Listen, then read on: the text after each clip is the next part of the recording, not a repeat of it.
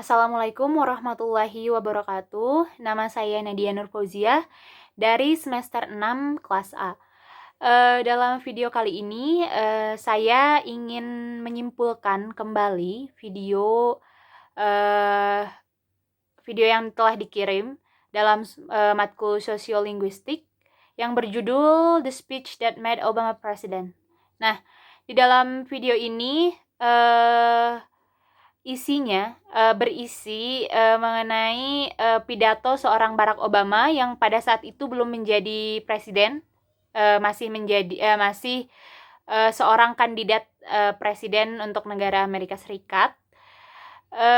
Selain video tersebut berisi mengenai pidato seorang Barack Obama, juga ada tokoh-tokoh yang mengomentari atau mengkritik isi pidato dari Barack Obama. Nah, sebelum kita masuk ke dalam apa saja sih yang dibicarakan atau isi pidato dari Barack Obama, nah sebelumnya saya akan memberitahu dulu siapa saja tokoh-tokoh yang mengomentari pidato Barack Obama tersebut. Yang pertama ada Robert Lerman, yaitu mantan ketua pidato penulis Gedung Putih untuk Wakil Presiden Al Gore, dia juga seorang penulis pidato yang pidatonya mencakup mengenai bidang politik.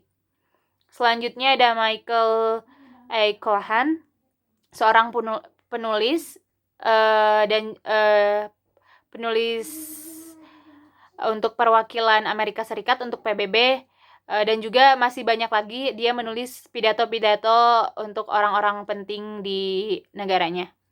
Selanjutnya ada Charlton Darren McElwain, yaitu seorang profesor media, budaya, dan komunikasi, dan juga wakil rektor untuk keterlibatan dan pengembangan fakultas di New York University. Dan juga penulis Amerika Serikat yang keahliannya mencakup peran ras dan media dalam kehidupan sosial dan politik. Yang terakhir ada Mario Cuomo, yaitu seorang politisi Amerika Serikat dan anggota Partai Demokrat, serta pernah menjabat juga sebagai gubernur New York ke-52 selama 3 periode. Nah, setelah mengetahui siapa saja tokoh-tokoh yang mengomentari isi pidato dari Barack Obama pada saat itu, sekarang saya akan menyampaikan kembali atau memberitahu isi-isi pidato yang disampaikan oleh Barack Obama pada saat menjadi kandidat presiden. Nah, di awal pidato Barack Obama, dia mengungkapkan rasa terima kasihnya yang sangat dalam atas hak istimewa untuk ikut andil dalam konvensi tersebut. Karena pada malam itu adalah menurut Presiden Barack Obama, pada malam itu adalah kehormatan besar baginya untuk hadir di atas panggung yang sangat tidak mungkin karena pada saat itu dia bukanlah seorang siapa-siapa, dia belum menjadi siapa-siapa. Lalu dia bercerita mengenai latar belakang keluarganya, bercerita mengenai ayahnya yang seorang pelajar asing lahir dan besar di sebuah desa kecil di Kenya. Ayahnya tumbuh sebagai penggembala kambing dan pergi ke sekolah di gubuk yang beratapkan seng. Ayah kakeknya adalah seorang juru masak, pembantu rumah di Inggris, tapi kakeknya memiliki impian yang lebih besar untuk putranya. Melalui kerja keras dan ketekunan, ayahnya mendapat beasiswa untuk belajar di tempat magis yang bersinar sebagai mercusuar kebebasan dan kesempatan bagi banyak orang yang datang sebelumnya. Nah, saat belajar di sana, ayahnya bertemu dengan wanita yang sekarang menjadi ibunya Barack Obama. Ibunya lahir di sebuah kota, yaitu di Kansas. Ayahnya bekerja di rig minyak dan pertanian. Nah, sehari setelah Pearl Harbor, kakeknya mendaftar untuk bertugas ikut bergabung dengan pasukan Patton berbaris melintasi Eropa untuk Perang Dunia Kedua ya. Orang tuanya tidak hanya berbagi kasih, mereka juga memiliki iman yang teguh pada kemungkinan bangsa ini. Nah, mereka memberi Obama dengan nama Afrika, yaitu Barack. Barack yang berarti diberkati, artinya diberkati. Yang percaya bahwa di Amerika yang orang-orang yang toleransi dengan nama, maka dia percaya tidak akan ada penghalang untuk sukses. Nah, kedua orang tuanya juga membayangkan ketika Obama pergi ke sekolah-sekolah terbaik di negeri itu, meskipun mereka bukan orang kaya, karena menurutnya di Amerika orang yang baik, orang yang murah hati tidak harus kaya untuk mencapai potensinya. Nah, mereka berdua yaitu orang tuanya sudah meninggal sekarang. Namun Obama tahu pada malam saat dia berpidato di konvensi nasional, orang tuanya memandang dirinya dengan bangga, dan mereka berdiri di hadapan Obama, dan mereka pun bangga melihat Obama berpidato pada malam itu. Dia bersyukur atas keanekaragaman warisan yang ia miliki, menyadari bahwa mimpi orang tuanya harus hidup terus pada dua putrinya yang berharga. Nah, Obama berdiri di sana mengetahui bahwa kisahnya adalah bagian dari kisah Amerika yang lebih besar. Dia berhutang kepada semua orang yang datang sebelumnya bahwa di negara lain manapun di dunia, kisahnya mungkin saja terjadi. Jadi pada malam itu semua orang berkumpul untuk menegaskan kebesaran bangsanya, bukan hanya ketinggian gedung pencakar langitnya, atau kekuatan militernya, atau ukuran ekonominya, tetapi kebanggaan mereka didasarkan pada premis yang sangat sederhana, dirangkum dalam deklarasi yang dibuat lebih dari 200 tahun yang lalu. Mereka menganggap kebenaran ini sebagai bukti diri bahwa semua manusia diciptakan sama, bahwa mereka diberkahi oleh pencipta mereka dengan hak-hak tertentu yang tidak dapat dicabut, bahwa di antaranya adalah kehidupan, kebebasan, dan pengajaran kebahagiaan. Itulah jenius sejati di Amerika. Iman-iman dalam mimpi sederhana, desakan pada mukjizat kecil, bahwa mereka dapat menyelimuti anak-anaknya di malam hari dan tahu bahwa mereka diberi makan dan pakaian, serta aman dari bahaya. Juga mereka dapat mengatakan apa yang dipikirkan, menulis apa yang terpikirkan tanpa mendengar ketukan mendadak. Bahwa mereka dapat memiliki ide dan memulai bisnisnya sendiri tanpa membayar suap. Mereka juga dapat berpartisipasi dalam proses politik tanpa takut akan pembalasan, dan bahwa suara mereka akan dihitung setidaknya sebagian besar waktu. Tahun ini dia katakan adalah dalam pemilihan ini semua orang dipanggil untuk menegaskan kembali nilai-nilai dan komitmennya, untuk menahannya terhadap kenyataan yang sulit dan melihat bagaimana mereka mengukur warisan leluhurnya dengan janji generasi yang akan datang.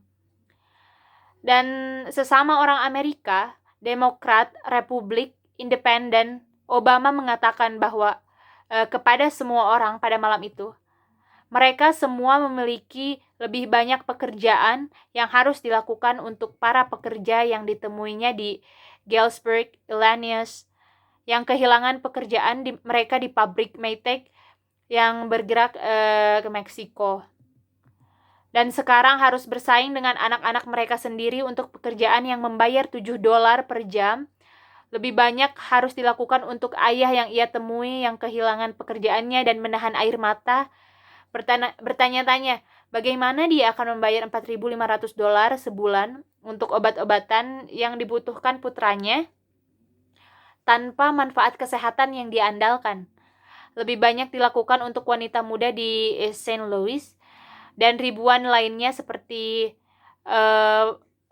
seperti memiliki nilai, memiliki keinginan, kemauan, tetapi tidak memiliki uang untuk kuliah.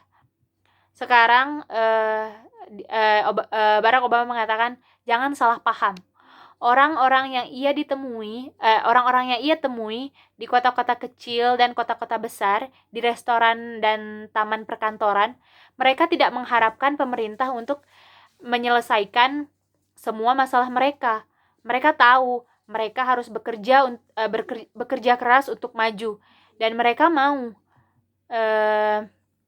Dia juga mengatakan bahwa pergilah ke daerah-daerah di sekitar Chicago dan orang-orang akan memberitahu bahwa mereka tidak ingin uang pajak mereka terbuang dengan sia-sia oleh lembaga kesejahteraan atau oleh Pentagon.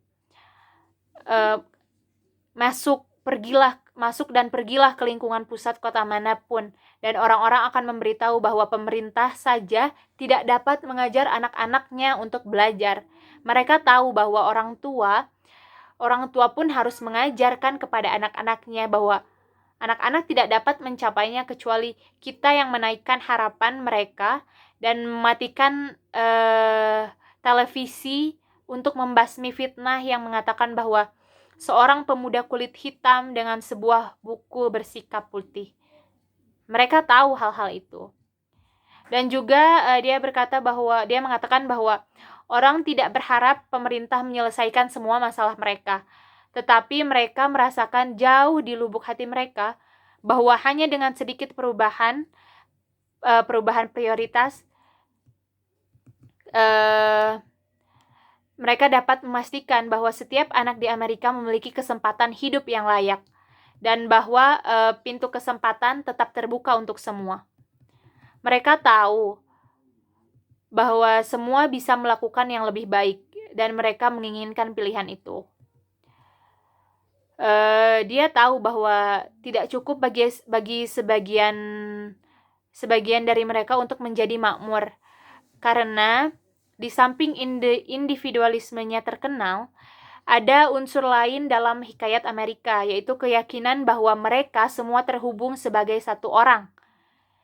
Jika ada seorang anak di sisi selatan Chicago yang tidak bisa membaca, itu penting bagi Obama, bahkan jika itu bukan anaknya sekalipun.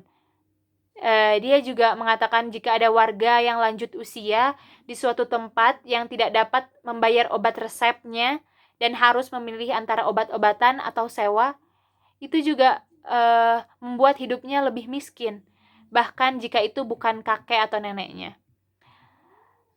Obama juga mengatakan bahwa jika ada keluarga Arab Amerika yang ditangkap tanpa manfaat dari pengacara atau proses hukum, itu mengancam kebebasan sipilnya. Ini adalah keyakinan mendasar. Obama adalah penjaga untuk adiknya, juga penjaga bagi saudara-saudara perempuannya, yang membuat negara ini semakin berfungsi. Itulah yang memungkinkan mereka untuk mengejar impian individu, namun tetap bersatu sebagai satu keluarga Amerika. Dan dalam pidatonya juga, Obama sempat mengatakan, mungkin peribahasa, pluribus unum, yang artinya dari banyak menjadi satu. Nah, sekarang bahkan ketika ada yang berbicara, maka di belakangnya akan ada orang-orang yang bersiap untuk memecah belah. Para master putaran, para penjajah iklan negatif yang merangkul soal politik apapun, dan dia juga mengatakan kepada audiens pada malam itu bahwa tidak ada Amerika liberal, Amerika konservatif, tidak ada Amerika hitam, Amerika putih, Amerika Latin, Amerika Asia. Yang ada adalah Amerika Serikat. Para pakar suka mengiris-iris atau membagi-bagi negaranya menjadi negara merah dan biru. Negara bagian merah untuk Partai Republik dan negara biru untuk Partai Demokrat. Tapi Obama juga mempunyai berita untuk mereka bahwa mereka menyembah Tuhan yang luar biasa di negara bagian biru. Dan mereka tidak suka agen federal yang berkeliaran di perpustakaannya di negara bagian merah. Mereka melatih Little League di negara bagian biru dan juga memiliki beberapa teman gay di negara bagian merah. Ada patriot yang menentang perang di Irak dan ada patriot yang mendukung perang di Irak. Mereka semua adalah satu orang. Mereka semua bersumpah setia pada bintang-bintang dan garis-garis yang mana itu adalah simbol dari bendera Amerika Serikat. Yang mana semua orang membela Amerika Serikat. Dan pada akhirnya, itulah tujuan dari pemilihan tersebut. Maka Obama bertanya pada audiens malam itu, apakah mereka akan berpartisipasi dalam politik sinisme atau berpartisipasi dalam politik harapan. Dia mengatakan bahwa John Kerry memanggil mereka semua untuk berharap. John Edwards pun memanggil untuk berharap. Obama tidak berbicara tentang optimisme buta di sana. Ketidaktahuan yang hampir disengaja yang berpikir bahwa pengangguran akan hilang jika mereka tidak memikirkannya. Atau krisis perawatan kesehatan akan menyelesaikan sendiri jika mereka semua mengabaikannya. Bukan itu yang ia bicarakan. Obama berbicara tentang sesuatu yang lebih substansial. Ini harapan para budak yang duduk di sekeliling api unggun menyanyikan lagu-lagu kebebasan. Juga harapan para imigran yang berangkat ke pantai atau pulau yang jauh. Harapan seorang letnan muda angkatan laut dengan berani berpatroli di delta Mekong. Juga harapan putra pekerja pabrik yang berani menentang peluang. Juga harapan seorang anak kurus dengan nama yang lucu, yang percaya bahwa Amerika punya tempat untuk mereka juga.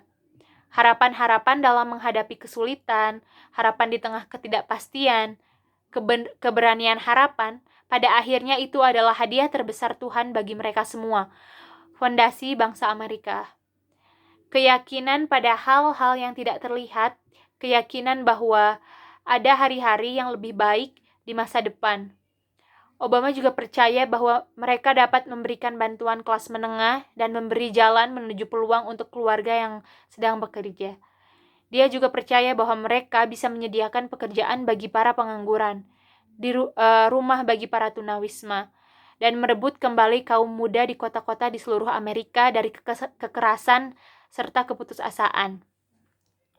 Dia percaya bahwa mereka memiliki angin yang lurus di belakangnya dan bahwa ketika mereka berdiri di persimpangan sejarah, mereka dapat membuat pilihan yang tepat dan memenuhi tantangan yang mereka hadapi. Dalam sesi akhir pidato Barack Obama, ia memberikan energi pada orang-orang yang berkumpul pada malam itu, pada audiens ya. Dia berkata bahwa jika mereka semua merasakan energi yang sama dengan apa yang dilakukannya, merasakan urgensi yang sama dengannya, merasa gairah yang sama dengan yang ia lakukan, juga merasakan harapan yang sama dengan yang ia lakukan, maka Obama tidak ragu bahwa di seluruh negeri, dari Florida sampai Oregon, dari Washington ke Maine, orang-orang akan bangkit pada bulan November.